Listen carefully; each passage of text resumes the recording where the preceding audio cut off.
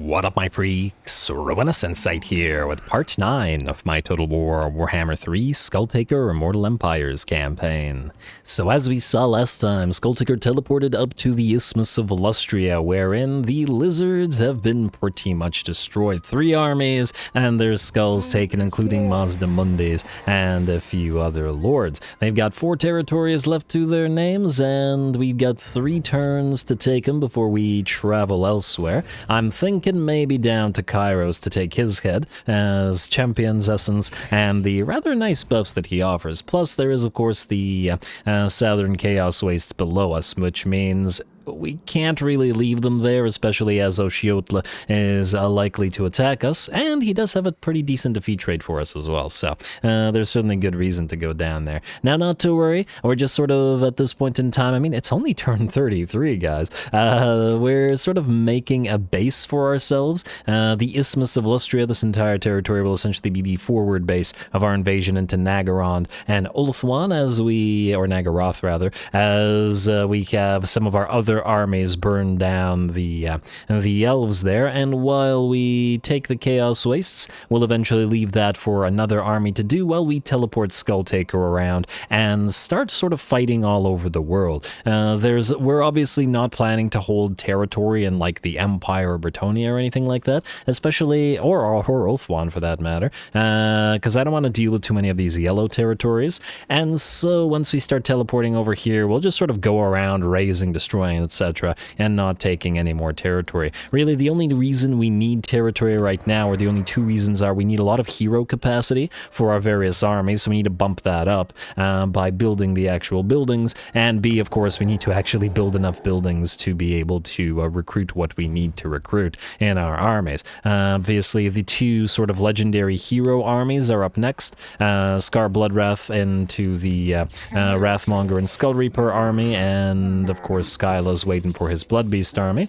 Karanak is coming, but Karanak's going to join Kuchar the Bloodhunter, who is also a legend, so it all makes sense. Anyway, that's enough of that. Let's continue. Now, you may notice just some very slight differences compared to the end of last episode, like the Fallen Gates having fallen, and a few other things. Between the episodes, I just decided to end the turn, as there wasn't anything else to do at the end of the turn, and I wanted to move the Blood Hosts around, because we got a lot of them sort of along the coastline, searching for islands and money, treasure, whatnot.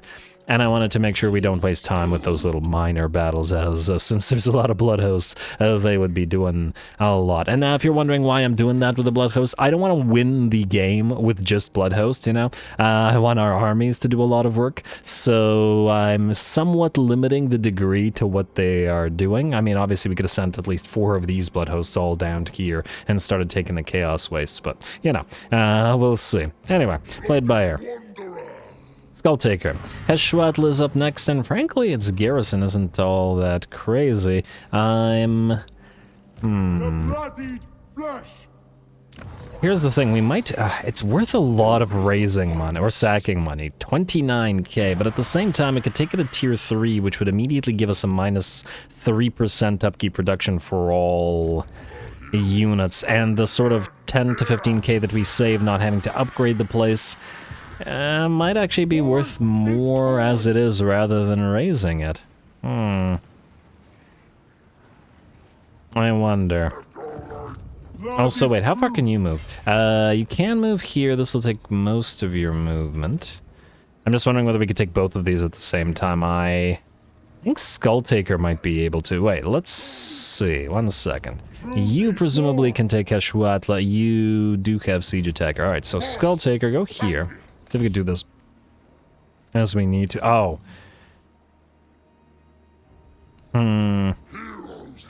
We can do this. Okay, wait. I want to see who can go where.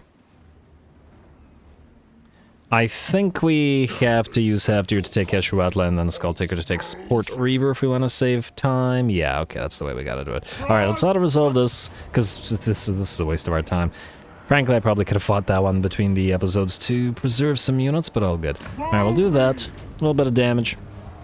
and then we will occupy it rather than sacking it. I know, it's a lot of skulls, it's a lot of money, but, you know, there's like Altdorf and Castle Drakenhof. There's a lot of places that we can get this from, rather than places that we'll want to actually hold on to. So, occupy tier 3, and we do immediately get that upkeep reduction and the buildings here, which is quite lovely. This is a mortal chain abattoir. You know what? That's not bad. I guess we can keep this. Hold on to the arsenal. We get another cultist capacity here as well, which is nice. Though I don't particularly like either of these cultists, but that's fine. Another Khorne familiar, 2 Khorne familiars, and we'll pop you immediately into Monuments of Rage. I think we'll have to replace the Baleful Lair, although funnily enough, it is one of the buildings that we want to upgrade to. Oh, actually, at tier 5, it only provides us 80 money, so it's not actually all that crazy. Go figure. Might actually be worth more to build the Jugger plant here. Friends construction of the demonic man's here. Alright, and obviously the trophy racks. Alright, delete the Baleful Lair here, as it doesn't serve too much purpose. At least not yet. Skulltaker, take Port Reaver, and then move on to Ziggurat of Dawn right after. And we're not going to sack this place either, as it's tier 3 and it's a yellow territory. And I'd rather just hold on to it. And it is worth a decent amount of money, but once again, we get a plus 30% construction cost increase. So it's better to... We'll delete that after we heal. It's better to sack or raise these green territories because they're much easier to build up, as opposed to the yellow ones. At least the ones that are tier 3. Anyway, Talisman of Endurance, a Slaughterman. Construction cost -7 for all buildings. That is a good thing. Where will we be building more buildings? This place is actually pretty much maxed out. Owalatel, I guess we'll do you next, because we want to upgrade you to tier 4 as soon as possible in order to get the, well, in order to get a bunch of things. Ancillaries, where was that? Slaughterman? There we go. Alright. Anybody else need to move? The Doom Reavers, you are under siege by a little tiny army that's probably not worth fighting. I mean, it's got some Kroxigors and stuff in there. And frankly, this army is probably pretty much done for anyway. This might be a fun little fight. Yeah, let's fight it. I think it'll be a fun little fight. Valiant defeat. Yeah. They got a lot of dinos, a Pterodon Riders of Fire Leech Bolas. We're going to have to mob them with our Chaos Furies. I think this one's worth it. More worth it than the Defenders of the Fallen Gates were. So, go.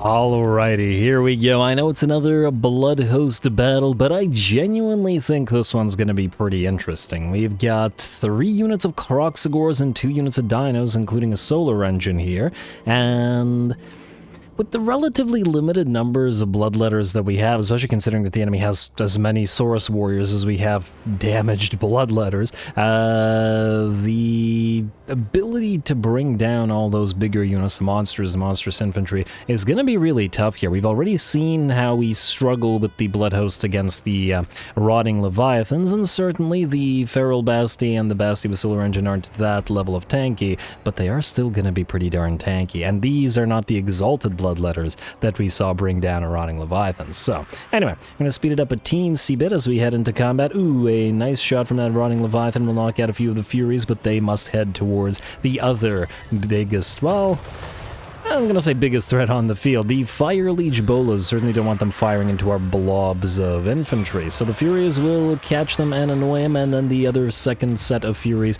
will move to cut them off. In the meantime, our Bloodthirster is also gonna move in, and we can't have that Solar Engine firing at us, so the Bloodthirster will deal with it. And the main lines have also connected now, and Bloodletters are facing off together with those Chaos Spawn against the Saurus. Here comes the enemy Kroxigor Ancient, as well as that Bad Basti charging into the fray. Nice hit from that Kroxigor Ancient, knocking down a Chaos Spawn. And it does look like our very limited melee line is surrounded and in the process of being overwhelmed, which ain't so great. The Fire Liege Bolas at least are out, and the Bloodthirster continues fighting that Solar Engine. That should definitely go in the Bloodthirster's favor, as I don't see how the lesser Dino could be any kind of real threat to it. And the Basti actually does look small compared to the Bloodthirster. I wonder if these two have any kind of interesting sync animations. Ever since seeing the sync animation of the Carnosaur versus the Hellpit Abomination, which is just ridiculously good, I feel like I've been spoiled and I want to see something of that caliber. It does look like these two just sort of whack away at each other with their basic attack animations, or at the very least nothing crazy. So nothing to the Carnosaur and Hellpit Abomination thing. Ooh, nice spin to win from that Kroxigor Ancient, doubling up on it, in fact. And let's see, how you doing? Ooh, damn.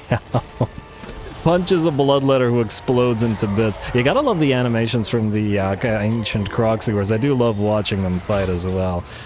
They always look like they're having a lot of fun. Anyway, they may be having fun, but I'm not so sure about our army. I'm not so sure the same can be said. One of our units of Bloodletters is already destroyed. This one is about to follow suit, and these ones on our right flank have pretty much completely overrun our lines. The Bloodletter, or Bloodthirster rather, has brought down that Basti with Solar Engine, and our Fleshhounds are helping out a little bit, biting at the heels of those Saurus warriors, but they obviously can't stay in combat, or at the very least can't stay in long enough. And we're going to have to back them off rather than lose them, especially while these Bloodletters melt away. While our right flank is failing, our left flank is doing a little bit better, even though there is that Kroxigor Ancient and two separate sets of Kroxis in here helping out those Saurus. But the Bloodthirster has arrived to help out as well. It's knocked out one Dino, and it's going to knock out a second, and hopefully a few Kroxigors while it's at it. We are really using this Bloodthirster to anchor our lines, and I'm glad to see these things shine, as they have a bad tendency to get pincushioned and ripped apart by range units before they can do anything real. They're just such big old targets after all. Anyway, the balance of power remains at about 55, 45-ish. It looks like one of the units of Kroxigors is routed, and the Bloodthirster has nearly taken out that Feral Basti. The collapsed right flank, however, is heading towards our army, and the two forces are consolidating what units, rather, they have left. It ain't much on either side, and we have the by far more fragile units. The key thing here the key thing here that's the one, to knock out the enemy Lord if we can. And obviously use our very badly damaged units to chase any enemies that we can. Now the Kroxis are surrounded, but it looks like our Bloodletters are... I think they're all gone. No, wait. We have 11 Bloodletter units in this particular unit, but it's all just Fleshhounds and the Bloodthirster now. On the bright side, the mass of the Fleshhounds is really helping out in terms of blocking the enemy. It is not allowing them to do as much damage as they might otherwise like, while the Bloodthirster continues whacking away at the enemy Lord. And so does our Blood Reaper, or our Herald of Khorne, rather, but that's in a little bit more danger. Alright, and now still at half HP. Damn that Kroxigor Ancient, and here come more Saurus. Damn, they still have a lot of Saurus. 1, 2, 3, 4 units at half HP. Oh man, we might lose this. Balance of power still in our favor, but unit-wise, I'd say it's not looking very good. Alright, come on, Bloodthirster. You got this, buddy.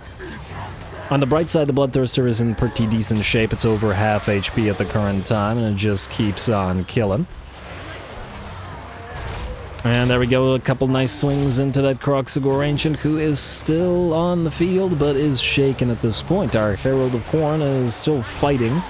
And we are getting a few cycle charges going from our damaged flesh hounds, but they essentially attack and then back off repeatedly because they can't stay in the fight. Oh, look at that, 30% HP on that Kroxigor Ancient, who is attempting to either move away.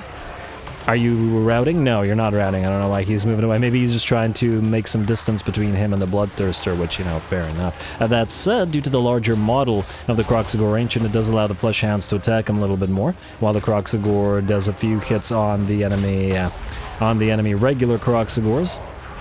And there we go, both Bloodthirster and Herald of Khorne move once again towards that Ancient Kroxigor.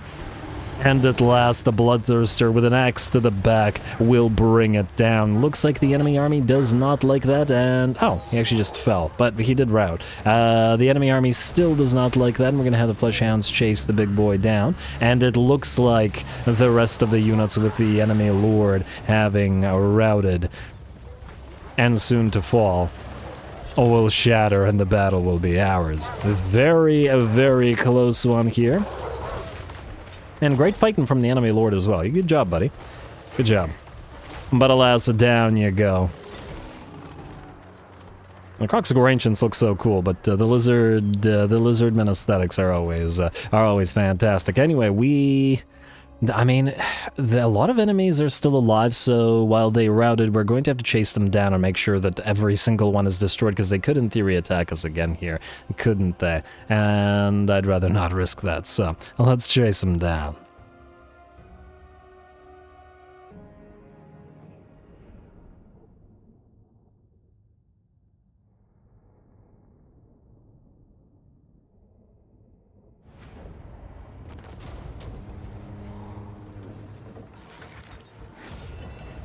There we go. That was much better, wasn't it? That was a proper blood host fight. All of our units of bloodletters destroyed, 631 out of 715 losses. A lot of our other units dead as well. And I just had a realization. Why are the blood hosts, which are demonic summoned armies, why do they have chaos spawn in them? Chaos spawn aren't demons. Every single other thing in these armies is demonic except chaos spawn.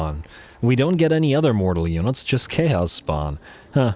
Interesting. Anyway, we also got a decent amount of cash out of it as well. Lovely. Obviously, this blood host can't really go on, but it can certainly provide us a nice amount of skulls, both from our own and from the enemies. And another Khornate mutant. And a mission successful from our little Ricarthi ally. Up to 24 legions now. Good. When he has those blood rat cauldrons, we'll get some good use out of them. You, Blazer. You can have the Khornate mutant. Gotta keep pumping out these Khornate mutants. Reinforced a battle with Khorne. Oh, that's what we have to... how the heck do we do that? I guess we could have more blood hosts traveling together, especially the damaged ones, to try to get more of those Khornate mutants. And the main reason, of course, is to try to get friendly with Scarbrand, as odd as that sounds, and Arbol.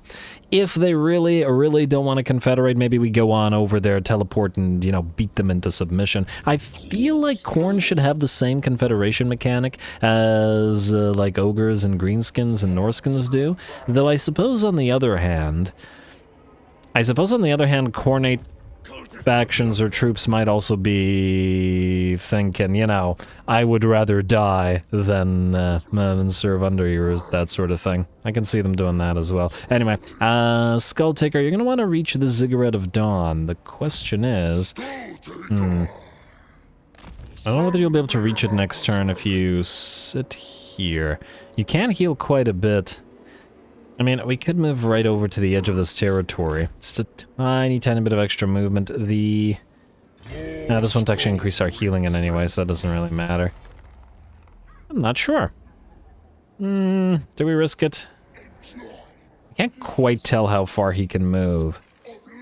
You know what? I don't think we care all that much anyway, because our reinforcing army, our exalted bloodletters are coming in anyway, so we could just travel as we are. Yeah, alright. Good, Ruinous, good. Anyway, Doom Reavers, you, I guess, are stuck where you are now. You're probably dead, and you... well, actually, you could still take Sulfur Rats, most likely, so stay here and then take that once we start attacking these guys. Without Skulltaker, mind you, but nonetheless. All the buildings are fine. Diplomacy is not something we need to deal with. Let's end the turn, let's go on. Onward and upward. Alright. We still have those unholy manifestations as well, so we gotta pay attention to Rakarth not occupying any territories that we want for ourselves down south. I guess that's one of the issues with the sort of raise stuff to colonize concept. Sometimes it takes too long. I feel like there should be a tech that... there we go. Speaking of tech, growth per region plus 10 after winning a battle. Been needing that. Absolutely. As I was saying, there should be a tech that increases how long we have in terms of time to colonize this. And maybe there is and I just missed it. Who knows? It's a possibility. Raid Skeggy. I would say unlikely. Head to the Ziggurat of Dawn, which we will sack... Ooh. 17k. Or raise, because it's a green territory and it'll be easier to rebuild. And Skulltaker, you'll be the one to do it. But Skeggy will occupy because it's... yeah, it's a yellow territory, I don't want to deal with it. Auto-resolve this because waste of time. Alright, then we can get... you know what, 8.5k skulls, a decent amount of a decent amount of money, but... yeah, we will skull for the skull throw in this one. As tempting as this is. As very, very tempting as this is, but anyway, skulls for the skull throw. And there we go, and a Talisman of Preservation. Now, well, that's a question. We have the Bloody Shackle on Skulltaker right now, which provides him hit point replenishment cap not reached. Yeah, which provides him a massive amount of regeneration. In fact, is it equivalent? Duration 33 seconds versus duration 30 seconds. Oh, wow. So it's twice as strong as the Potion of Healing. We would get a lot of effective HP out of that Talisman of Endurance, though, because the ward save is only 10% on Skulltaker, which is very low compared to many other lords. I'll have to think about that one. Either way, we're moving to Skeggy and we're going to take it for ourselves. Auto-resolve this as well. This is going to hurt that blood shrine, but we're going to sit here for the turn and occupy it since it's a yellow territory. And there we go. And we have 2 of the war arenas. Oh, speaking of the war arenas. Well, you know what? We'll delete them next turn after Skulltaker uses them to heal up. You are going to grab this mysterious island. And Skulltaker, you got teleport in 2 turns. Oh, I guess we could leave the mysterious island for Skulltaker. Move here and then teleport to Kairos. And Heshuatla destroy. There we go. Alright, I thought that would take more turns. Doom Feasters. We're gonna have you land a Grey Rock Point and start fighting the Slaneshi Dark Elves. And Heftir Nightbane. I guess you're gonna start fighting them as well. Your retrofit is coming, or rather, the guy that's gonna take half of your troops is coming. But for now, you can keep on fighting, racking up XP, and keep on getting those kills for those Bloodwake Berserkers. We're also going to need you to get some Winds of Magic. Although I suppose you're not really going to be using... Actually, Heftir is going to be using. Alright, go here. Using demonic units. I finished the thought in my head, but not out loud. I have a tendency. Skull Combat Trials, there you go. Just for a turn, it's a tiny bit of attrition. Not going to be all that significant. And oh, right. We were going to get one of these guys. Strong and first. Or disciplined, rather. What are these guys' names? Brasstide, Warfriend. Blazer. I know, first is closer. Let's get first in there. Because we're going to take Skyla out of his army before he teleports, and by he, I mean Skulltaker. Oh, I guess we can't teleport anyway until we get the replacement units down here. Alright, let's start with that. So, you are going to move towards Skinnerrath the Murderer. We wander on the cusp. I like so. And you're going to take all the Skull Reapers, which will put you at exactly 20 out of 20. Technically, we don't need the Blood Shrines in this army, we just need the Cultists. I mean, yeah, we could put Blood Reapers in there if we really, really want the Blood Shrines in there. And half of these guys are gonna get replaced by Wrathmongers. Yeah, alright, that's gonna take a bit. Let's lose the Blood Shrines, like so. And we'll allow Skinnerrath to keep them for now. Yeah. And then we'll pop the cultist in here. Go into march stance. You gotta get these troops buried as fast as possible. Speaking of cultists, so let's double check whether a good one got milled. Not really. I guess we can mill them ourselves. Take this aggressive one and then delete him. Yeah. He didn't get to finish a Feast of the Blood. Alright, you get a Valnir, and you get a Valnir.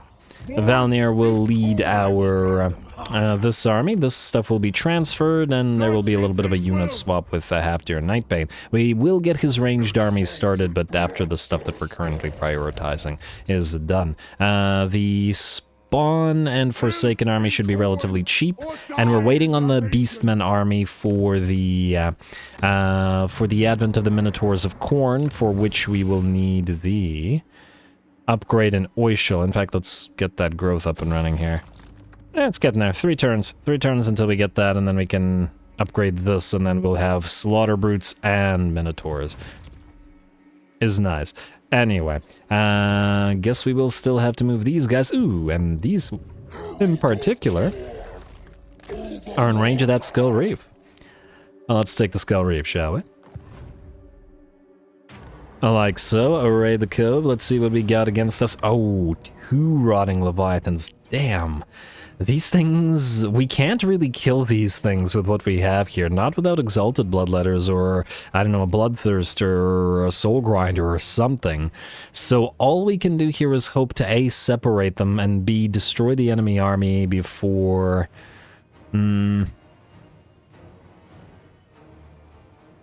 Not before. Destroy the enemy army and hope that these guys start melting away, because, yeah, we can't do damage to them, really. Well, that should make it pretty interesting. Another close defeat. Bloodhosts are getting good fights this episode.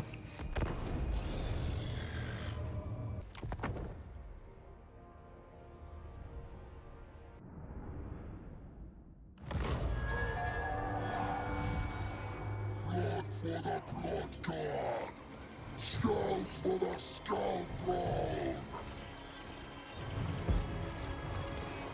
Alright, Skulls for the Skull Throne indeed. Gotta play the hits. Here we go. I've been really enjoying these island battles, especially these Skull Island battles, as they've, well, they allow us to face off against some darn decent forces. Certainly with the elite units available to the enemy, we got to take them seriously. And especially since compared to some of the factions currently on the main map, as it is still very much in the early game, the islands are currently out-teching the regular factions in terms of units. Anyway, we're going to start the battle off with a little bit of an artillery shootout. Fortunately, we can shoot and scoot with that skull cannon.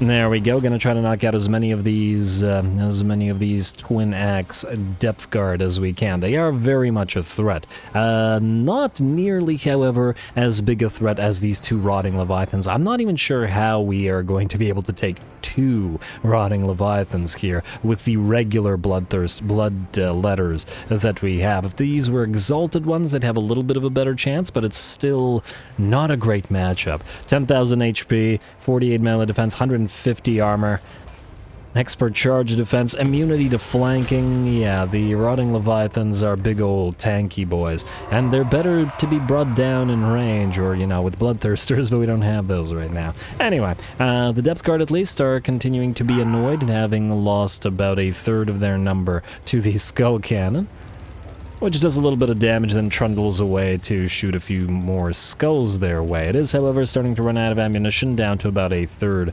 left, and we'll have to send it into melee combat to recover. Out here, we have charged in the Fleshhounds of Khorne for 2 purposes. 1, to destroy the enemy carronade, which was definitely being a threat to us, but 2, once the carronades are shattered or melting away, crumbling, that's the one, and we are going to try to lead away this rotting leviathan, and it does look like it is attempting to follow. The other rotting leviathan is heading towards us directly with the rest of the enemy army, but it's really not so bad. And ooh, a very nice shot from that skull cannon.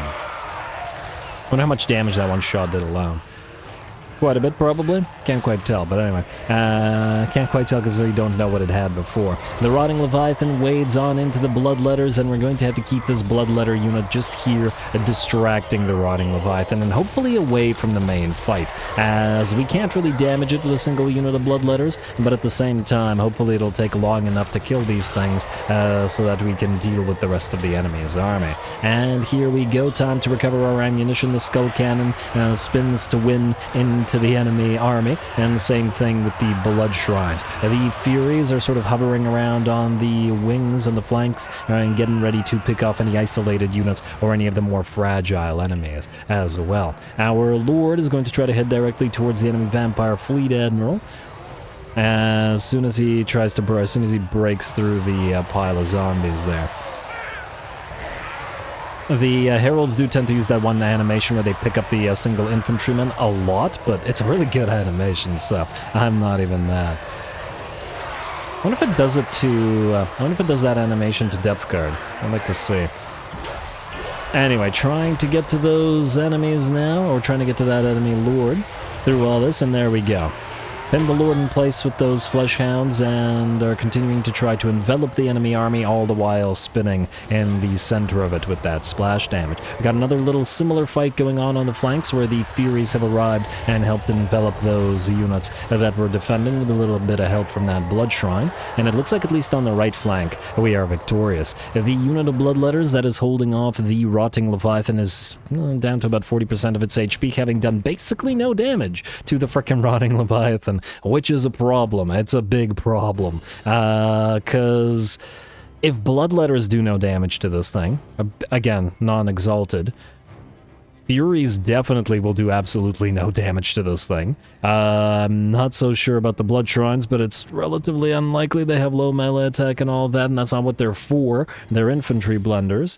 What do we have? Flesh Hounds? Definitely not. These guys are distracting the other Rotting Leviathan, and every hit delivers, I don't know, kills a couple hounds or so. But it is keeping it from the fight, so...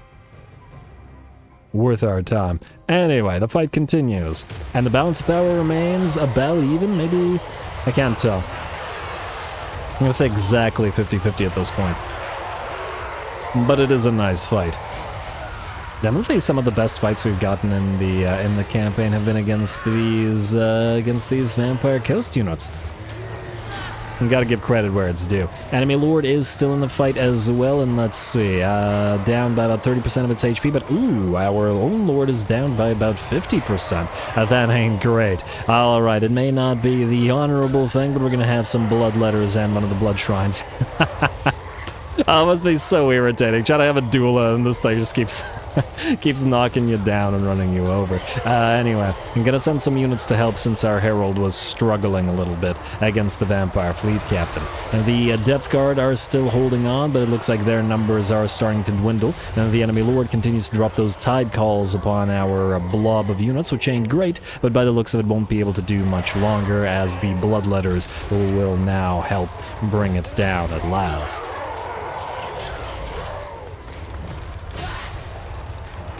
Okay, that was supposed to be on cue, but that was way off. Alright, either way, the enemy Lord is finally down, and that should be delivering a big morale shock to the enemy army. The Rotting Leviathan is still fighting. I think this might be another unit of Bloodletters, as the original one was, I think, destroyed. And we're still... gonna have to work through, what, like 80% of its HP? I have concerns here, guys. I have concerns. The other one is still chasing these doggos, though they are starting to dwindle, and of course, these guys do have a limited amount of range damage off of their zombie sort of handgunner crew upon them, so... that unit won't last forever. Can we, by surrounding and hitting this thing from every side, bring the Crabby Boy down? And you gotta love the Crabby Boys. They're a really fun unit to watch fight, if nothing else. And as we can clearly see, pretty darn effective. Our best strategy to deal with these guys with the basic blood hosts has been to just ignore them. Alright, how are we doing here? It's down to about half HP at this point, but it is still very much in the fight. All of our blood shrines are attacking it, some of them having taken more damage, and the same with the Herald. and everybody just trying to land whatever hits they can.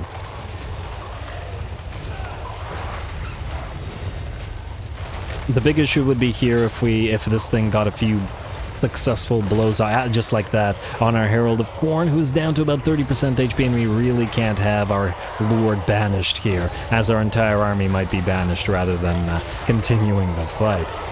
And damn, this thing's a monster. And that's just one. Yeah, I think I'm correct. If we weren't able to get the other one away from this one, there would be no way we'd be taking down two if they were fighting back to back here. Especially without access to range units. But at last, it does go down, having brought down a ton of our other units and damaged everything heavily. The other one is, or was, still alive, though alive is perhaps a strong word for the undead, and being the only unit on the field will actually melt away, rather than force us to bring it down. Which is probably a good thing, because that's really, I don't know. I don't know if we had the forces or the HP left on the rest of our units to bring this one down as well.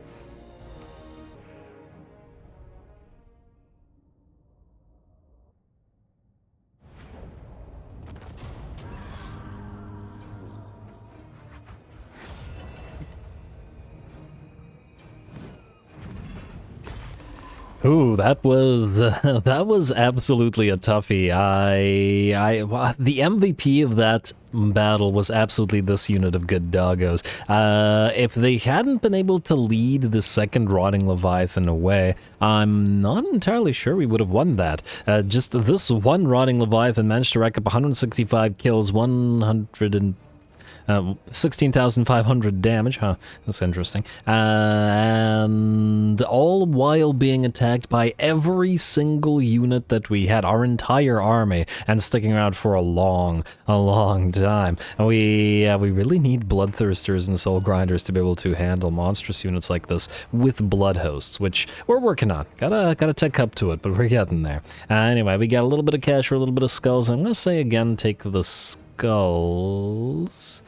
Yeah, I'll take the skulls, as we do need them. And let's get that extra 20k into our coffers, as well as a terrible blue armor. This shouldn't even be a green armor. How is this?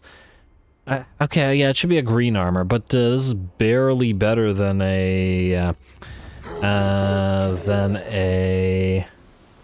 not a Helm of Discord, the thing that armor of silvered steel that provides 20 armor. I mean, sure, it gives you spell resistance, but this is very meh.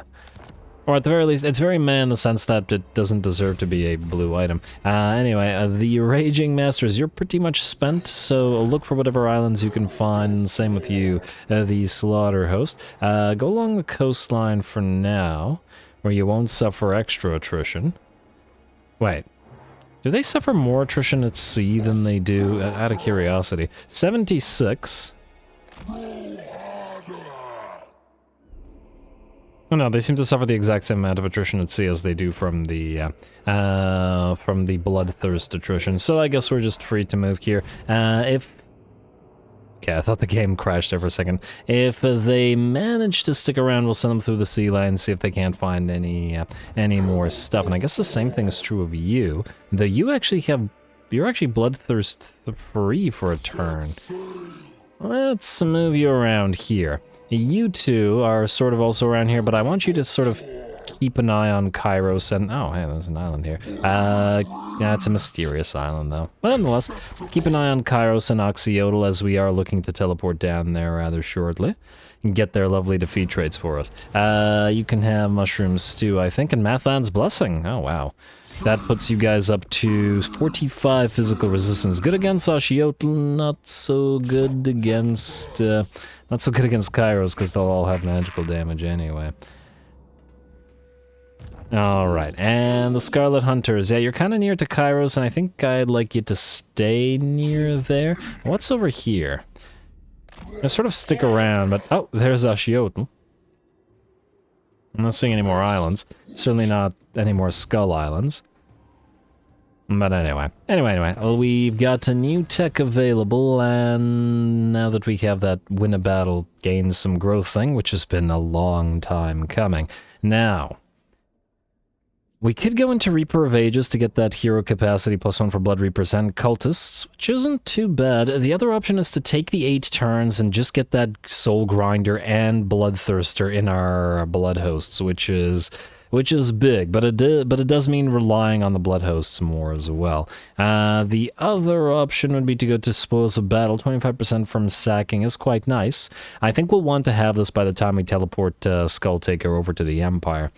Actually, I think we'll start with getting Unrelenting Conflict. While 10% melee attack isn't anything crazy, 30% speed is an insane buff. It's absolutely huge. And then we'll probably go into Gates of Wrath for that Bloodthirster.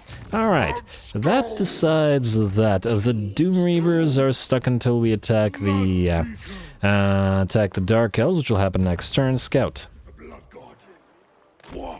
You will set up your first cult next turn at Castle. Oh, I was about to say at Castle Drakenhof. Is Castle Drakenhof going to survive Ungrim? He seems upsetty, and he's doing well. Strength rank 11. Damn, I don't think I've ever seen Karakadrin do that well. There was just a just a discussion on Discord recently about Karakadrin having a tough time. That's interesting. Anyway, let's see what else we have as options. Well, we gotta build buildings. Okay, not really an option, but buildings have to be built. Let's do Arsenal here. Isthmus of Lustria. Heshwatla, you need to switch Fallen Gates to Mortal. And we can't build the Fallen Gates, but we can build the Cultist Camp, so we'll start with that. Heshwatla, we deleted something in order to either build the Trophy Chamber or possibly... only enough we could get the... It would have almost been as fast to build this here and build the Skull Reapers there than ferry them over, but what can you do? I think nothing here is super critical, at least not until we're tier 4, because there's nothing here that we would need to build out of this territory, so I think we're still going to go for trophy racks here. River Cerveza, it's has to be prioritized for that upkeep reduction. Always upkeep reductions.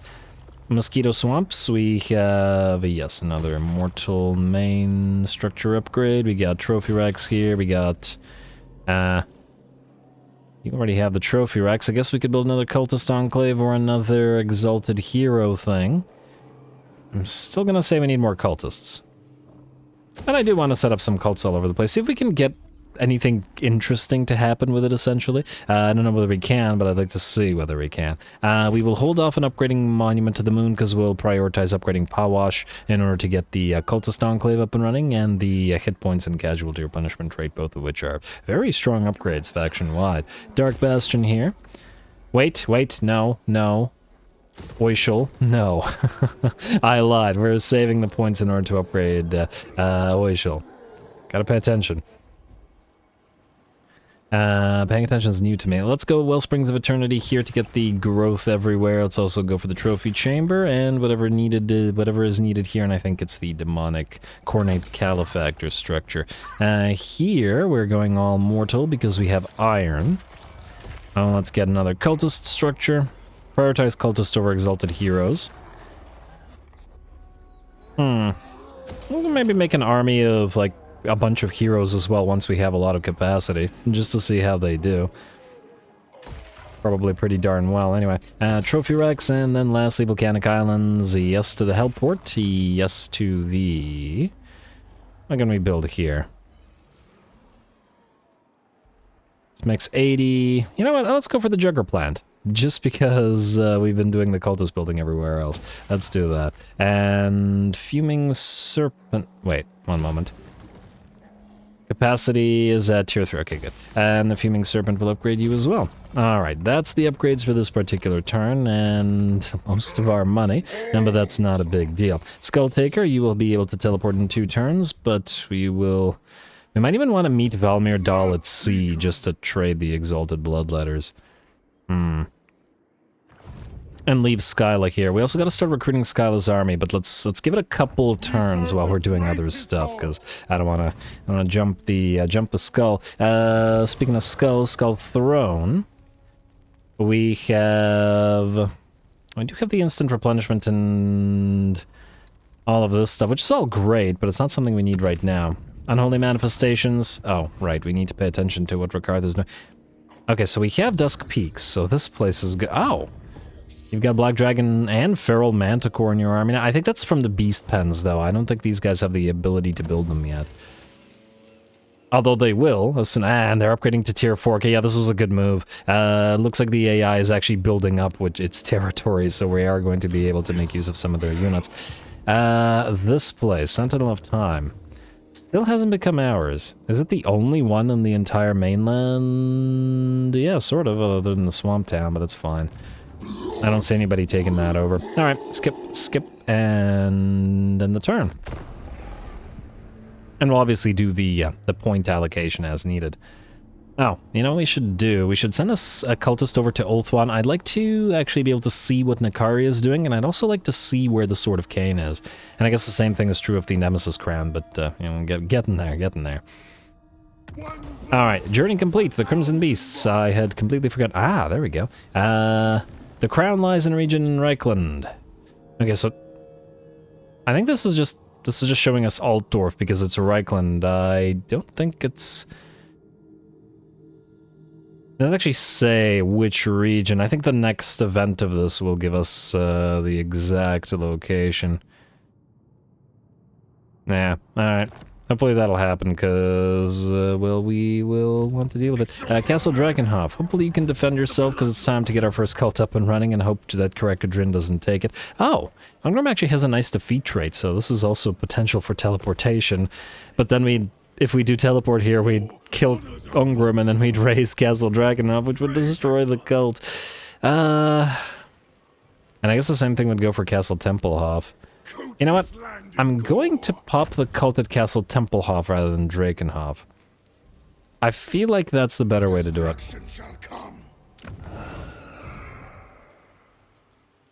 And I guess that'll have to be next turn. Damn it. I was excited about that. Alright. On the way to Arbol anyway, but anyway. Skulltaker.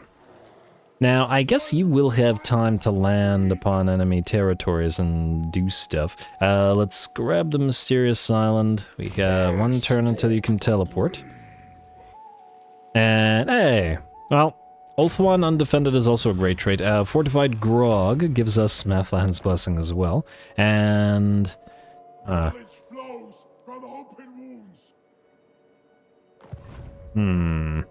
wondering if we should take the time to do a little destruction on Ulthuan. I don't necessarily want Nakari. Oh, wow, Nakari. Definitely alive. But not doing as crazy as he might be. Well, he seems to have destroyed Ivres more or less and spread out reasonably. Well, okay, we really need some scouts, i.e. cultists. We can't build them here, though. We can build them here. Ah, there we go. We're at 3 out of 6 now. And we got another aggressive one. I might get tired of just milling them and just, you know, let them happen. You're supposed to join Skulltaker. You two are about to fight, and I guess we're gonna declare war on these guys. Morathi, as I recall, also has a terrible defeat rate, so that doesn't matter. Hey, Attain, how much money would you give us to join? Strength rank, what? 3? Okay, Ulthuan, worth fighting. Yeah. Or Ulthuan, hey, Attain. We will join your war against the Cult of Pleasure. Decent bit of cash. And then, of course, we'll attack. Oh. I'm wondering whether we should actually do it the other way around. Declare war on both of them. Not that it really matters, it's just that as soon as we declare war on Avalorn and all the elves, they'll all start sailing down here, and obviously we don't have defenses, we only have offense. Yeah, we'll see, we'll wait until Tyrion himself appears, because I want the duel to happen. Yeah, we'll join the war against Cult of Pleasure. Go. And then we'll attack these guys after. Nice. And let's get a cultist that we'll use as a cultist, like an actual cultist. I'm gonna say you, knowledgeable. Alright, and I'm gonna name the cult makers just cultists. There you go. That's actually going to get confusing. Cult establisher, no, I don't like that. Whatever. You go to Sulfurettes, I think you should be able to auto-resolve it. And Pyrrhic Victory... I mean, we could preserve them and then... allow them to hit the iron spike, or the iron spike here. We also will need to occupy some of these territories, at least one, so that the territory starts colonizing itself. I guess we'll start with soldier. Oh wow, sack value, decent. It's better than iron spike at any rate. But they're all roughly the same. Just take soldier tour first, because everything else is in the way. And auto-resolve it, obviously. And, it's so tempting. Occupy. Okay, nice. And then stick around there. What does wine do for us? It gives us upkeep in region, control in region. It's kind of useless. Delete this, and delete this, and... Actually, no, don't delete this. We'll delete it later. We can delete it from here, though, and replace it with more trophy racks. Oh, that's better. And you two are supposed to... You're supposed to at least join an army, so go up here. Speaking of army, Valnir Dahl, we need you to do two things. First thing, go into March stance and head to the Sea Corps. I'm hoping that there's a fight there so that we can auto-resolve and maybe rack up the 1,000 kills necessary to get Scar Bloodwrath on the field. Skinnerrath, you are still recruiting the other... I mean, you're going to be recruiting for a while. This is... What we need is Chaos Warriors with dual axes and or Chosen with dual axes. And we got 4 turns until this is up and running. At tier 4, which would unlock... Oh, we already have the Chaos Warriors. Oh, that would enable us to build both Chosen and Wrathmongers. Well, that's nice. Skinwrath is mostly here to wait for his flying army, so that's fine. Let's build Forsaken. They're cheap, their upkeep is cheap, everything about them is cheap, and they're effective. Could send them to clear out the Sacred Pools, potentially. Anyway. Who else? Crimson Beasts. Right. Let's see what's going on out here. I am seeing no islands as yet. Which have... Oh, wow, we can actually... Huh. You know, for some reason I didn't think that we'd be able to use Great Ports, but it looks like we can. Granted, this is all yellow territory, and I want to minimize how much admin we deal with in that regard. Slaughterhost, go here. Look for more islands. You're kind of in the same position. And hey, Mysterious Island. Go here. And I'm seeing no more, so we'll have you grab the Mysterious Island and then go through this rift, or sea lane. Fortified Grog. The Bloody Shackle, another one, very nice, but it puts you out of range of the rift, or the sea lane, but that's really worthwhile. It's really worthwhile, it's a great item. Good job, buddy. Really wasn't originally anticipating using the Blood Hosts like this, but it's working for me. Gotta keep an eye on more odds. Ashok the Bloody, worth decent Champion's Essence. Ashiodal is still here and is definitely a high-value target for teleportation, together with Kairos. So we'll stick around here, and we'll see. Oh, it'll cost 40 Essence to teleport to him, though. Might be easier to teleport down to one of these guys, which will cost basically no Essence. The only thing I'm concerned about is Kairos killing this guy off so that we wouldn't be able to get his defeat trait, which wouldn't be great. Let's be real. Anyway, Skulltaker, get a little bit closer to Moonshard, but not so close that you can actually land, unfortunately. Getting there, though. And is that everybody? Doom Feasters, yes, you're supposed to land at Grey Rock Point, and you, I think we will actually preserve. Well, actually, this place we could raise for skulls or whatever, but we want to preserve this army because it's one of our new blood hosts, and they are actually effective. I mean, not like the other ones weren't effective. How much damage is this auto-resolve gonna do? We can do it once. It's gonna screw us, so no, you know what? Max speed, guys. I'm sorry, but you know it's going to take like a third of our army for no reason against basic troops. You know it's gonna do it. That's the auto-resolve. Oh, right. I mean, I keep meaning to look into whether there's an auto-resolve cheat mod, like, wherein we know that, like, you know, sort of an honor system mod, where you know you're going to win the auto-resolve, and you can just press a button and win it without suffering casualties, because this is definitely one of those situations where it feels like we would want to do so. Anyway, let's do this quick as I can. Like so, just a matter of telling our units to attack the enemy. 2, 4, 3, and go. And go, and go, and go, and go, but out of range of the range units. Can't tell what the range is. Can you fire? Can you fire around us? Can't quite tell. Let's hope not. Alright, you guys moving around, and you guys get ready to head into those dark shards. In fact, ideally before they fire. Hello, we got more dark shards right there. Kill them all. Alright, and you go for the dark shards from this direction. You guys hit the enemy in the back. In fact, the doggos can probably do that with greater numbers. You. Alright, and smash into the back of that line. Alright, and... Actually, not you, no, wrong one. My bad. Alright, is that everybody? It's more or less everybody. Alright, tell everybody to attack harder, as you like to do, and then you all hit this, and then speed it up to max, and then we're good. There we go. Alrighty, well, I mean, we still lost, what, 8, 9, 10, 11 units? But obviously the auto-resolve would have made us lose at least a couple hundred.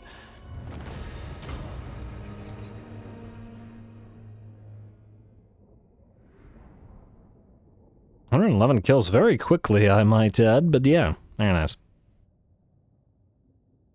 Nice to see the blood hosts powered up. We could use more of the sort of harder hitting units in them, but you know, we're still upgrading them. Can't wait to see them with 30% speed though. Frankly, I maybe should have actually gotten that earlier to power them up, but it's not like they've been struggling all that much. Anyway, we're gonna go skulls for the skull throne here. It's also a decent amount of cash, but I think we can get more cash somewhere else that will give us some, well, more cash. You are not yet suffering attrition. We'll wait until you start, and then we'll start gathering your magic mana, whatever. And you can head to Petrified Forest. Skulltaker can head to the Moon Shard. And, oh, these are all basic territories. We could raise some more blood hosts here, potentially. Maybe take Arnheim, at least before we start fighting these guys, and before we teleport away, as that's solely gated by how long it takes Valnir Dahl to get to us. Anyway, is that it for this turn? Buildings. Oh, wow. Maybe I should have gotten the money, because we got buildings to build. And our buildings are pretty expensive. Alright, building the first. Building the second. We'll check Lord and Hero capacities after. Alright, definitely Cultist Enclaves. Still no dice on the Temple of Mists there, so go for the... another Cultist building. Can't go wrong with Cultist building. Southern Sentinels. Yes to the Armory, but Mangrove Coast over the Southern Sentinels first. Lost Valley, Sabaton, no. We're upgrading Oishal next, as that'll enable us to get Minotaurs, which means our Beastmen army as well as Slaughterbirds. Aymara Swamps. Armory, yes. I'm just a little bit wary of running out of cash right now. Hopefully we're good. Altar of the Horn Rat, and go for the Blood Reaper building here, and then I guess we can upgrade you as well. Spina Sotek. Yes to the Trophy Chamber. Yes to the... Cultist building. Jungles of Pawalasha, you are going to want to be upgraded to the Mortal building, since we're doing Mortals here, and oh, that makes us run out of money. Any way to get more money right now? I should have sacked that after all. Not that it was worth all that. Oh, wait, you're suffering attrition anyway because it's... Without... Oh, no, everybody's suffering attrition because we ran out of cash. Alright, fine, we won't upgrade that, I guess. I forgot which one it was, so we'll unupgrade Monument of Itzatal, which will give us enough. Anything here give us money? Well, actually, there is one thing that can give us money, is we can make Skulltaker move again. Maybe that's the way to do it. He could move and then hit Moon Shard and then Arnheim. On the other hand, maybe we want to save that, because it'll be on a cooldown for all of this. Or Karakadrin, or wherever it is that we go next. I think we can take the turn. Skip out, post-upgrade available. No, that costs money. And we're out. Maybe I've gone a little bit overboard with all the recruitment, but you know, you gotta, once again, you gotta spend skulls to make skulls. Although I guess spend money. Although I guess we're not actually using money, we're using favor, technically speaking. Not gold.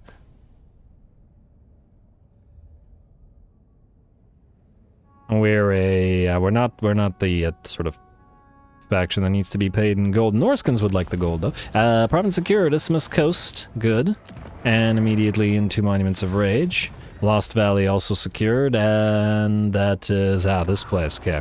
Been watching it. Now, priority 1, we're upgrading the Infernal Citadel here, regardless of how much it costs. Jungles of Pabalasha is good as well. Oh, how much is this gonna cost? 1,300. 106 money. Somewhat concerned, but we should be able to make our money back. Speed plus 30%. Drawn to destruction, yeah, lovely. Next up, we're going into renegotiate bargains into Gates of Wrath. Power up those blood hosts. +1 to initial bloodthirst attrition immunity. Yeah, that's not. Alright, ignore that. Alright, money. Many money. And I besieged this, so I forgot about you. I was gonna manually fight that real quick, but then promptly didn't do it. Alright, Half Deer. Go to Iron Spike. And I guess sack it. It does have... Yeah, wait. What's that Petrified Forest? There are some defenders. Alright, you're gonna go here. And hello. Alright, whoa. We got fights. We got actual proper fights. He's hold off on that.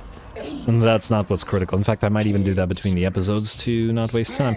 You presumably can maybe not land at Arnheim. I'm wondering if by raising or sacking the Moon Shard, we would still be able to move. As in close to these guys, because they're in march stance. We could draw out the garrison and 2 armies at once. What do we have in terms of defenses here? Basically nothing. Yeah, we're gonna do it. Go here. Sack value is unfortunately also nothing, but what can you do? Alright, auto-resolve this. And we'll raise a blood host here. Yeah, because this isn't... We'll get the money out of fighting those guys. Blood for the Blood God. Like so, stop moving. Then... Okay, it doesn't quite take us to where we want to go.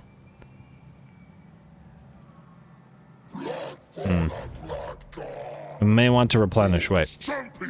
Just for the money, but start moving towards them first, and we'll see. And then a skull pile, wow. It's only 83 skulls, who cares? So that's the first one we've seen for the entire campaign, isn't it? Then... Half Deer, if you sack Iron Spike, maybe you can move through Iron Spike towards these guys, at least, hopefully. Let's find out.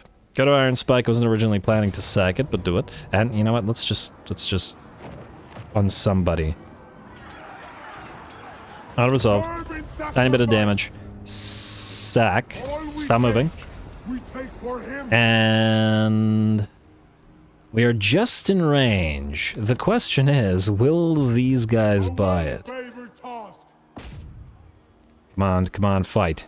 Please, don't run. Don't you run. Yes, thank you. This is gonna be very helpful and hopefully... it's got that breath ability from the Black Dragon Egg. Hopefully this will enable our main stack to move further by the death of these guys and not thus need us to skip, you know, to replenish, that's the one. Go. Alright, that was a little weird. So, as soon as I started the battle here, the game crashed. Fortunately, the autosave at the end of the turn brought us back, and I redid the moves here. The weird thing is this. I redid the moves, and the army here from Grey Rock Point to Petrified Forest couldn't actually reach Petrified Forest. The army here, under Half Deer Nightbane, after sacking this, is no longer in range of Tehitchish and Griefbringer after redoing that, so that crash, not great at all, but well, what can you do? Just gonna have to deal with it. I'm hopeful that if we sack Sulfurettes, allow it to take damage, it doesn't matter, sack Sulfurettes, like so, and yes, definitely sack it, yeah, sack it, and stop moving, then I'm hopeful that we can send these armies to fight this guy. I don't know. Hopefully you don't try. I mean, this army is severely... Can we delete individual units here? Yes, we can. Okay, wait. It's gonna seem odd, but we're gonna do this. Delete all but I don't delete the Blood Host fully if we delete all but one unit, right? I just want to make sure that this army actually stays to fight, even with Half-Deer coming in as a reinforcement. Oh! I guess the problem will be we won't be able to... Okay, you know what? We're gonna have to march stance this, because we won't be able to chase him down even if it does work out that way. So you're gonna go here. This bloody trail of worship. And we're gonna try that again. Alright, maybe he won't run, I don't know. Yeah, okay, no, you'll run this time. But with us in march stance, you should still be able to reach him, yes? Yes, alright, and that's still good. It still works. Oh! Ha! But... it remains to be seen whether, if a Blood Host is the victor of the fight, whether we recharge our movement range on Skulltaker. Huh. Actually, wait. There's another potential option. Go here to the Sea Corpse. I wonder if this counts for anything. Loot Carcass. Auto-resolve. That will give us our new legendary heroes. Reap Captives. I take the money. We were just basically out of money, so let's do that. Alright, then... There we go, Scar Bloodwrath on the field. Now... Can't put... okay, yeah, so you don't get any extra moves, unfortunately. Oh well. And we already read this, so we don't need to read it again. Valnir Dell, good.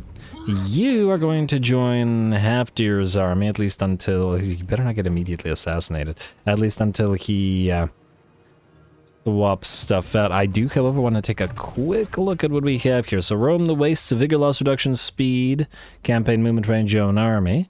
This is buffs to you. Abilities for Bloodborne, regeneration, and battle healing cap. Nice for you. Leader of the Scaramore. Yeah, this is what we wanted. And hey, it does also buff the Brutes of the Hand. Perfect, since we were keeping them in that particular army. Huh, interestingly, it also buffs the Marauder Horsemen of Khorne, which I hadn't considered putting in that army. But the bonus armor is given to the Marauders, the Skull Reapers, and the Wrathmongers.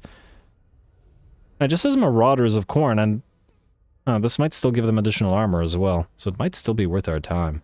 Anyway, I can't wait to have this army in action. It'll only be... it might actually even be in action next episode. I'm very excited about that. Alright, you go here, Skulltaker. You didn't get the extra moves, but we still want to catch these guys. Certainly don't want them running from him. Want him to take him out on the field. Either way, these two will fight now. Pyrrhic victory, and with these guys in march stance, it'll be a little bit tougher. Granted, it's still only dread spears, but, well, not to be underestimated. Anybody know, can you still steal items if your army is a reinforcement? Would be nice to get a blue item from this. Anyway, another fight, go.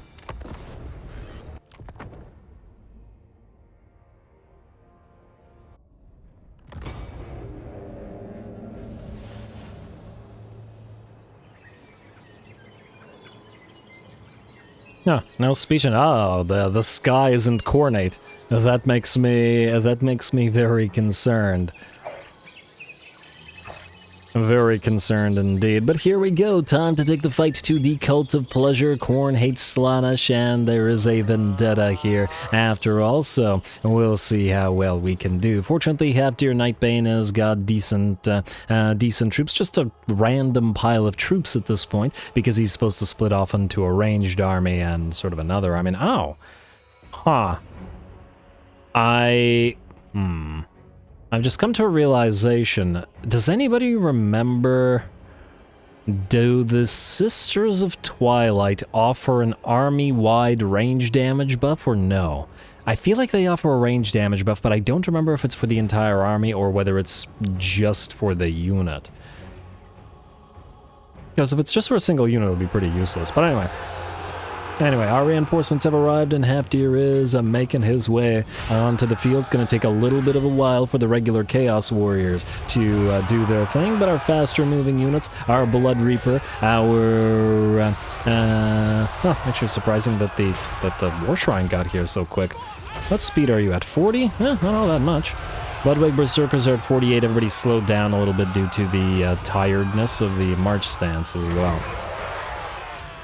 But on the bright side, even on the darkest maps, the Blood Reapers look pretty fantastic with all that glow that they've got, so we can still see them and do their thing, strut their stuff, kill their foes, with the glowing weapons highlighting their silhouettes. The rest of our units are moving in, getting ready to fight the enemy. We've got the Marauders as well as the Brutes of the Hound, who have led the right flank. I was expecting them to actually loop around the enemy army and get into the enemy ranged units rather than fight directly against the Dread Spears.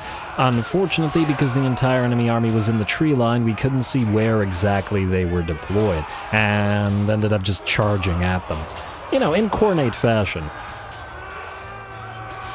And so, this is going to be a lot more even fight, the Khorne Marauders versus the basic spears. The Dread Spears, rather. And I know that the Dread Spears are one of the weaker units. But I mean, this is generally a fairly basic army. And once again, you gotta remember, we're on turn 36. A lot of factions won't have teched up a lot yet. We're advancing very, very quickly due to the help of the Blood Hosts and the fact that that's not Skullbrand. Skulltaker can, Skullbrand. That's not the first time I've said that. Skulltaker. No, I'm not naming anybody Skullbrand. And it's completely broken my brain because I can't remember what I was saying. We're advancing very quickly and yada yada yada, but there will be other territories. I mean, we've got many other continents to visit, which will be more advanced by the time we get to them. But hopefully we'll be more advanced by the time we get to them with our other armies, as we won't have Blood Hosts to rely upon there. Anyway, it looks like our Marauders of Khorne have at last overrun the enemy spear main line. Over here we got the Slaughter Guard facing off against the last unit of Oblique Swords, and the Slaughter Guard soon to be sent to Kukar the Blood Hunter's army. Alright, and there we go. It looks like the main enemy stack is done for. The main line is done for. The enemy army will rout. And once again, the battle will be ours. But yeah, somebody remind me to double check what the defeat trait for the Sisters of Twilight is, because once again, if it's missile damage faction-wide, we gotta send Haftir Nightbane up there to pick it up in order to maximize our range damage. But if it's just for the lore, then it does literally nothing for us, so yeah. Anyway, just enjoying the units chasing after each other in this sort of swampy area. Always makes for some nice shots. But anyway, we don't need to chase because they backed off.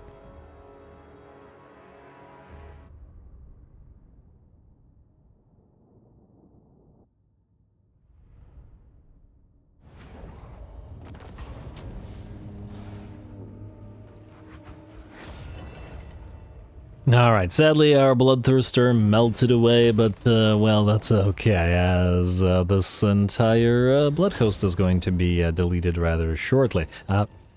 Solid amount of skulls as a reward for that particular fight, and I was rather impressed with how long the Dread Spears held. They are the basic units after all, so yeah, good for them. And oh my, at 132 kills, it looks like the Brutes of the Hound, the Marauder Berserkers, actually beat all the Chaos Warriors, or the, well, there's a few Marauders of Khorne with dual weapons as well, but still nice. I suppose to be fair, the Chaos Warriors of Khorne, the regular ones, took so long to get to the fight because they're slow, that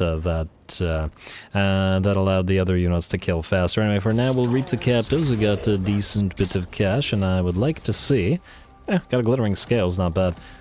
I would like to see Chaos Steed, sure. You cannot move any further, but you can head either to Tyrant Peak or to reclaim one of these territories. You still can't reach this. Skulltaker, you did get movement range out of that, which means we can fight again. I don't know whether we're out of time, since because the game crashed, I no longer know what the I no longer know what the episode time is, and I should have checked, but I didn't because I'm stupid. So we're going to attack.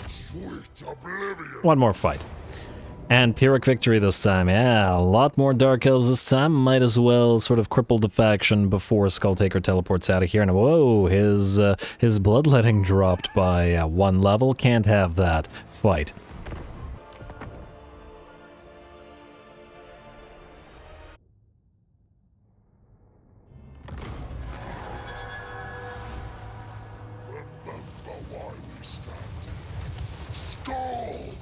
and blood. For the Blood God, for Lord Khorne. Alrighty, here we go. Skulltaker looking very appropriate for once, leading his blood crushers into the fray. I can't wait to get a few more of these units into his army so that he can enjoy sort of not so much color coordination, but I don't know, unit coordination and all that stuff. Mount coordination, I guess. Anyway, Skulltaker's gonna head for the enemy master over here and miss him just a little bit while the blood crushers rush past him and start crushing the enemy. I want to say dark shards by the looks of it, but everybody goes flying. Oh, look at that glorious charge, charging through multiple units and just keeping on going. Gonna be a real hectic to fight the juggernauts in the trees like this. I guess your best option would be to hide behind a tree.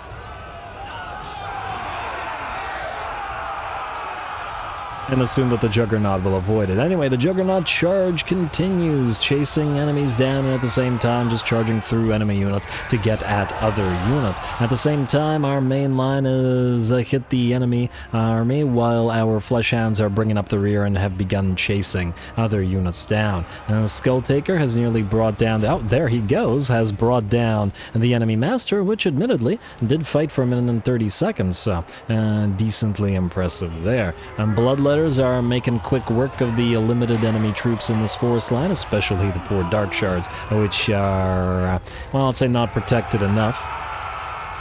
And the idea, of course, here is to destroy this first stack before all the other units arrive. And here they come. So we've got only a few more seconds to make a good use of our time here, and before we have to fight the bigger portion of the enemy army. Skyland Pilgrim sort of doing the same thing that that Skulltaker is doing, hunting down lords and heroes.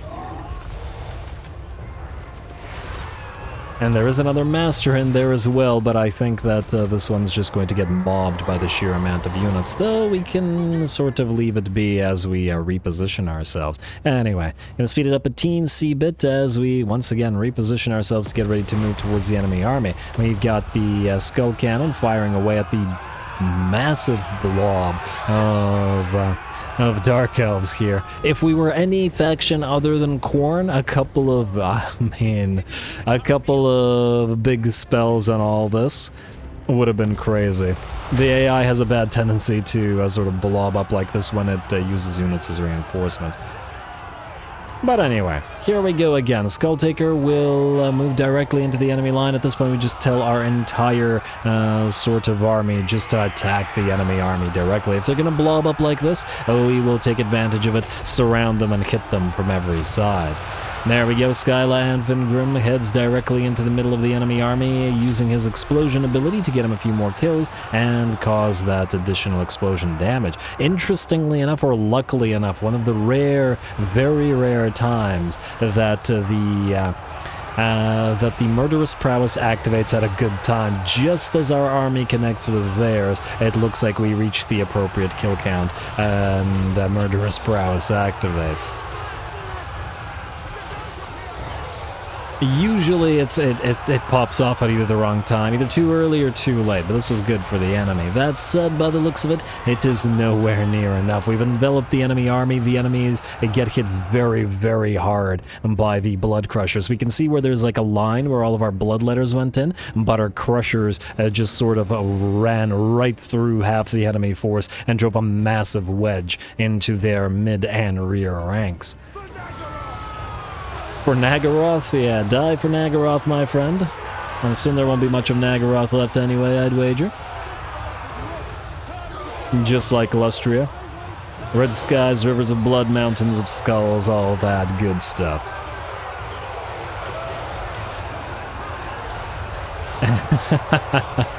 Oh, watch all those Dark Elves go flying from the motorcycles, ain't it great? And there we go, the battle continues, but the enemy is in very, very bad shape here. In fact, by the looks of it, judging by the balance of power, which is at about 85, maybe even 90% in our favor, as soon as that Murderous Prowess is up, the enemy will give it up. The enemy sends one parting gift our way, a penumbral pendulum through our ranks of bloodletters, but it just won't be enough as the entire enemy army will, by the looks of it, shatter. And once again, the battle will be ours. It looks like the second army might have not even lasted as long as the first one did, but it was in a really bad position. Nowhere near the edge. I mean, they just decided to rush at us with a big melee blob, and we live for big melee blob. Big melee blob is our middle name, or Khorne's middle name. It's Khorne, big melee blob, chaos. Anyway, with that, the battle's ours, and I imagine the Cult of Pleasure is having a pretty bad day already.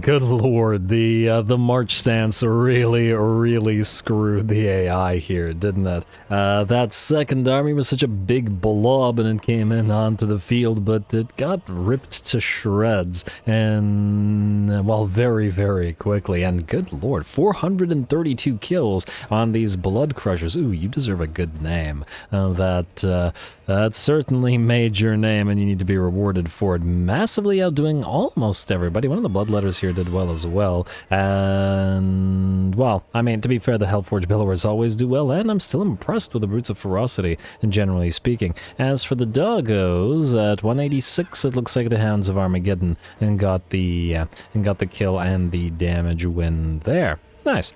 Alright, now, skull and money-wise, post-battle, weirdly enough, relatively small reward, but not a huge deal. We'll take the skulls. And, well, the bigger the skull repository we have, the more we can, Should we raise this? We have technically no territory in this, well, territory, but I suppose we could take the Forest of Arnheim or something else, and then... Enemy killed in battle, yada yada. No items stolen from all that? Weird. We still can our guts to teleport. Ah! I see how Shiodal moved. I wanted to teleport directly to him. I really don't want him to die, because Skulltaker could really use that march stance. Or not march stance, Vanguard deployment. Where's Kairos? I don't see either one. I wonder if they're fighting each other right now. You still look reasonably strong. What about you? You look a lot weaker. I wonder if Ashiodal has fallen. Also, we do have some Skull Cloak available stuff. Skull Cloak available stuff? Some Skull Cloak stuff available. Bonus versus infantry versus...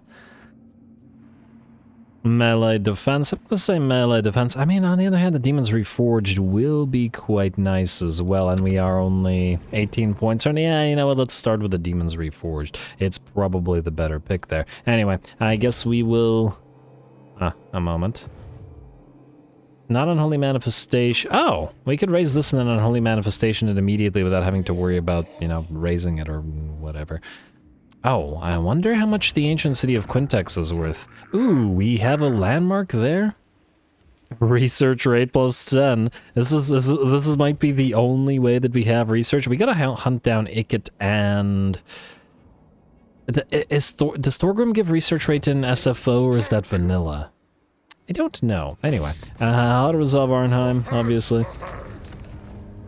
And... I mean, we could sack it. At 5k, though, it's kind of 2.5k skulls or raise another blood host to move north so that we don't have to deal with this. Frankly, this faction, by the looks of it, is already pretty much broken, and I'd rather have a Skulltaker move elsewhere and leave the blood host essentially to clean up, which I think is the better use for them. Well, maybe not better use in the sense that still want our other armies to do stuff. Anyway, yeah, go for the blood god thing. Alright, let's see what we got. Can we still move far enough to reach Forest of Arnheim? Yes, we can. Sack value is nothing. But that's okay. The Terror Mass. Oh, that's a good blood host. That's a damn good blood host. The only thing we could do is colonize or raise another blood host. Why not? What do you have? Hey, you're not bad as well. Alright, these guys can take care of the rest of this. Skulltaker is no longer needed. He can't reach the Bleakhold Fortress anyway. Is there any need to get him moving northward? If we occupy Arnheim right now, we could quickly move to Tor Anrock and raise a bunch of stuff on Ulthuan before we have to go. Because we still have to wait until Volnir Dal gets here, and he's gonna be a few turns at least. We can't teleport until he gets to us, that's the thing. I mean, I suppose we could teleport somewhere close to him if we... Huh. Oh, we could move to the Galleon's graveyard and teleport there, potentially, if there's an army there, and then meet up there. And then from the Galleon's graveyard go here, but is it worth it to teleport such a short distance is the question. I don't know. I will think about it. I still think that we should teleport down here, because both of these guys need to die, and we need both of their defeat traits. Noctilus' defeat trait, as I recall, is garbage anyway, so it's not like that's a big concern. But anyway, I'm gonna call the episode here. Next time, we'll clean up the rest of Morathi's faction, which we basically destroyed in a couple turns. And then move simultaneously probably to Ulthuan and to wherever. We also got to go to Cathay, but that's what the armies that we are ever recruiting are gonna be for. Fortunately, the Forsaken one should be up fairly quickly. Just gotta make sure we don't overdo it with our income. The Chaos Warrior, sort of standard Chaos Warrior army, is getting there as well. We got 1 turn until we can upgrade you to tier 4, and 2 turns until we get access to Slaughter Brutes. Or 4 turns. Okay, 7 turns, but it's not that much. It's not that much. Well, I mean, it is still a fair bit when you are constantly doing stuff every single turn, but yeah. Ooh, and Karanak will be on field in 5 and 8 turns. All right, so by turn like 45, which is still early to mid-game, and we'll have a lot of stuff. Oh, where are you going? Oh, damn, Rakartha's worth a lot again. No, I feel bad. We're not going to attack him. We want his stuff, some of his stuff. Anyway, calling it here. More Skulltaker to come, so stay tuned. Don't forget to leave those likes and comments below. All glory to the algorithm, and thanks for watching.